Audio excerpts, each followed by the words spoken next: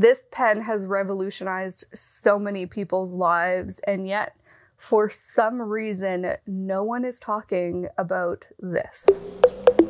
Welcome to my Ozempic journey, and no, we are not talking about diabetic Ozempic journeys or weight loss journeys whatsoever. And I know that might shock you a little bit, but that is the reality. I do not have PCOS or have diabetes, don't have pre-diabetes.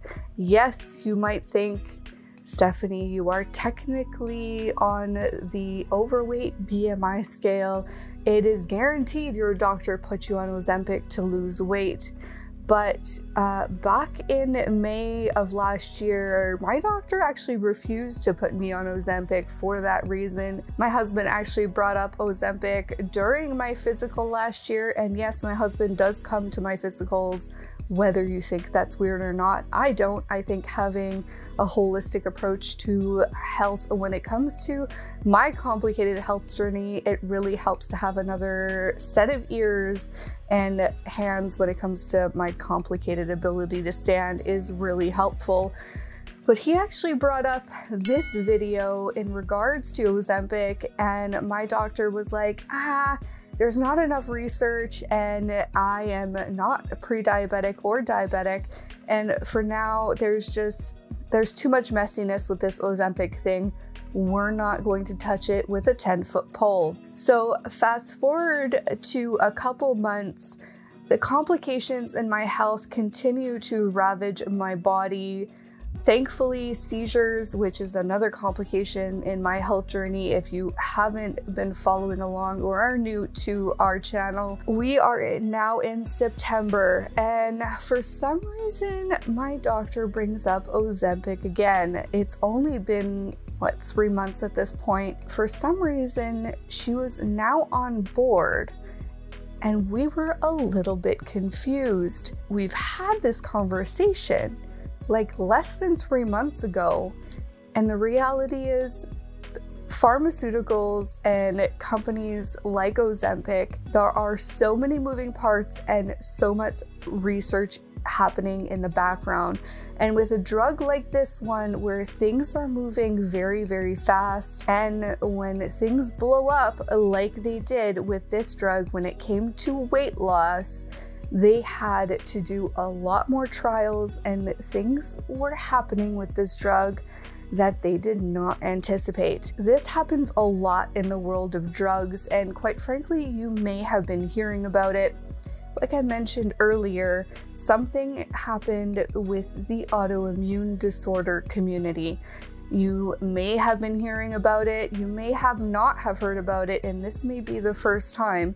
Some patients with PCOS, people with different issues when it comes to down there, or people with other autoimmune diseases have started realizing that it was helping them not only lose weight, but was actually helping their inflammatory conditions, and they were feeling a lot better. A lot of people were taking this purely because it was helping them lose weight, and in turn was somehow affecting their autoimmune diseases. And they're like, whoa, back, we gotta look into this further. It started spreading word patient to patient, and the patients themselves weren't believing the symptoms were just going away, and there was no real data being documented, but the patients were like, we want Ozempic, we want to feel better. As autoimmune patients, we have so little access to drugs that truly work. And not only that, we have so little time to feel good that when someone tells you you might want to try this drug, it's really hard to stop us from wanting to try these drugs. When my doctor, who had originally told us in May, and finally turned around in September and said, I think we should give this a try, when she had another one of her patients actually have some really fabulous success with this drug, and it completely put one of her autoimmune disorders under remission, I was in shock. I did not think, one, that this would ever come back around, and two, I was not, quite frankly, in the frame of mind of wanting to be on a drug purely for weight loss reasons. I've always been of the opinion that a good healthy diet and exercise is by far the best way to do it, but in my condition, quite frankly, it just wasn't an option. I spent a lot of time in bed with very little control over my body, and over the last 5 to 7 years, unfortunately, there's just not a lot I could do about it. And yes, of course, a lot of people are going to judge me and say that I'm doing this because I want to lose the weight. And yeah, of course, I have lost weight on Ozempic. I'm not going to lie to you. I've lost almost 40 pounds so far, and I'll tell you how that has all gone. But that is not why I agreed to go on to this drug. The reality is this drug has changed my autoimmune condition and is affecting things in ways my doctor, my gastroenterologist, did not see coming. And that, quite frankly, is a little scary. I went on the drug in the end of September of 2023 and was unfortunately removed off the drug at the end of November when I became COVID positive. During that entire time, while I was loading into Ozempic, and when I finally was at my final dose, I won't talk about dosage too much. I think that is totally a personal thing based on what your doctor recommends. However, I was on Ozempic during that time.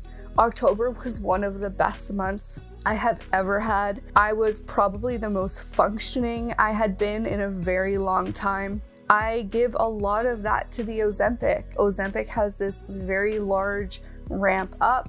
And no, did I expect to feel that good forever? Absolutely not. But my joints had never felt any better. My knees were finally not in pain. My hips, I could finally move like a normal human being. We actually don't know what's going on with my joints. I have no official diagnosis. However, the reality is I just felt like semi-normal from a pain level. My pain scale dropped at least 3 points, and I just couldn't absolutely believe it. If you have autoimmune disorders and if you deal with significant joint pain, and this is the first time you're hearing about Ozempic being an option, I would highly recommend you talk to your doctor about it. Now, I will say this drug is not a cheap option, and so we actually had to check about insurance coverage. Unfortunately, our insurance is only covering this drug until December, and we've now since had to take on the expense of keeping me on Ozempic, which is a big decision we've had to make. There's just a reality that there are very few drugs, like I mentioned, that truly help people with autoimmune disorders that really work. And for me, as someone who is primarily undiagnosed and we don't really know what's going on with me yet, this was a huge win. Back to November, where I had to come off Ozempic due to COVID.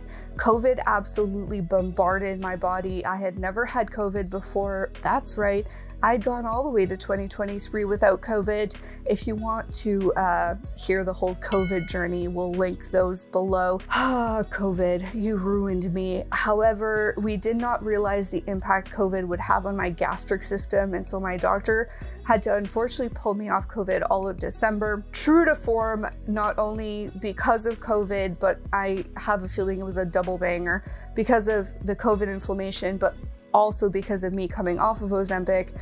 My inflammation in my knees and joints were absolutely brutal. I refer to my knees primarily because they are the worst. We're actually getting my knees currently tested because we don't know how bad they are, but we have a feeling I may be in knee replacement journey very, very soon. Way too young. We don't know yet the details. We'll keep you posted. And so end of December comes, I finally get through the worst of my COVID symptoms. Yeah, 8 weeks later, gang. 8 weeks of COVID conundrum, and I finally get back on my Ozempic. I believe it was the second week of January, and within about 8 or 9 days post my first shot of Ozempic, I like instantly felt this first wave of relief. After my second Ozempic shot, I had almost no hip pain. My knees still felt a little off. They weren't perfect, but it started that ball rolling into February. We are month 5 of this Ozempic journey. The weight has fluctuated, me being on and off Ozempic. I don't want to focus on the weight very much because quite frankly, that's not why I'm on it. The weight will continue to come off. There will be, you know, a plateau. They say depending on the person, 6 months to a year of being on Ozempic, you're gonna see that kind of wave of major weight loss kind of plateau or stop depending on your dosage changes. If I can maintain this ease off of major inflammation triggers when it comes to my joints, I'm gonna be a very happy camper with the expense of this drug. Will we continue forever? I don't know. We're gonna do hopefully a 1-year overview of me being on Ozempic and let you know where we're at and how this drug is going. I do want to let you know that as much as this drug has been great, there are some major side effects. This drug is not for everyone. And so I don't want all of you to go, you know, running down. And if your doctor tells you this drug is not right for you, this is not for everybody. But if you are somebody who, you know, might be type 2 or pre-diabetic, this drug is an option. You know, bring it up with your doctor, see what they say. But no, this drug is not for everybody. And there are significant side effects. If you are a patient with Crohn's, a lot of doctors and gastroenterologists are the type to say, do not go down this road because of bowel problems and the fact that it essentially pauses your bowel tract. And to them, I say, go shove it, because I have actually had better bowel movements and quite frankly less problems with my gastric issues since being on Ozempic. If you have Crohn's and you're having issues with your Crohn's and issues managing your Crohn's, and also have joint issues because they're common side to side, if your doctors are reluctant to put you on them because of your Crohn's and your Crohn's is unmanaged or unmanageable, I would recommend to put you on Ozempic, because I'm not the only person who's been on Ozempic and has had success with Ozempic and Crohn's management. And I know other people who've had the same success. So please, if you have Crohn's and you've avoided it for that reason and also have joint inflammation and issues with your joints, try it. That doesn't mean it's gonna work. It may flare your Crohn's and make it even worse, and then you'll know. But it doesn't mean you shouldn't at least look at it as an option, because some people are seeing the actual opposite, because your Crohn's is so bad that quite frankly, you're not seeing gastric issues. A lot of people with non-gastric problems, diabetic people who don't typically have gastric problems, see gastric issues with Ozempic, but people like us who have already gastric problems like Crohn's are actually seeing the opposite. For me, my biggest side effects that have been the absolute worst is nausea. My nausea is always a problem. This is not something that is a huge issue. I already have medication for it, so I throw that to the wall. The biggest problem and the biggest side effect that everybody deals with when taking a drug like this one is the appetite suppressant. And for me, being such a foodie, I just absolutely love food in general. I enjoy going out with friends and enjoying a good meal. The appetite suppressant can just be a huge effect on social life and just enjoying food in general. You have no appetite, but it takes it a step further. It actually removes your enjoyment of food. And this is something you have to get used to. As someone who never hated food, Ozempic takes it to a different level and takes it to a point where it's not only stop food, but like learn to hate food. And that's really hard for someone who just enjoys eating food. Emotionally, be ready for that. It takes it to an extreme, and it's something that I've emotionally had to deal with. The psychological effects of this drug are no joke. You may have to talk to your doctor about how to manage that side of it, especially in the beginning. I think in the beginning, there's like this excitement because you do lose some weight and you do kind of gain this excitement because some of the side effects are really good. And then you get, you know, I think it was in month 2 or 3 where the psychological effects of the no appetite really hit me really hard. And then I kind of, especially around Christmas and time and stuff, and obviously I was sick with COVID too, but that appetite suppressant, it can be really tough around the holidays and when you're enjoying food with around a lot of other people and people are asking you questions as to why you're not eating or why you're not enjoying yourself with food and stuff. It can be a little bit challenging. So just be aware of those things. That was probably the hardest part for me. But otherwise, what I do here is after the 3 to 6 month mark, depending on the person, depending on the dose, those types of sentiments do ease off a little bit, but it really depends on the person. So we'll keep you posted. I'm at the 5 month mark. My appetite suppressant is still pretty high up there. I did just change doses, so I'm not surprised. So we'll keep you posted. I hope to do another recap at the 1 year mark to see where my journey is at with Ozempic. Am I still on it? Am I still enjoying it? Will I keep going with it? I don't know, but so far it has been a really interesting journey. It has helped me out a lot with my joint pain, and I hope this video has helped somebody out there just kind of think of Ozempic in a bit of a different light. I know there's been a lot of hate, a lot of love, and everything in between with regards to this drug. We should just let everybody individually decide with their doctor kind of what drugs works best for them. And I hope this video has allowed somebody out there to just get a little bit more information. If you'd like to hear more about my crazy COVID journey that affected this Ozempic journey, please check it out down here, and we'll see you next time. Don't forget to slow your roll.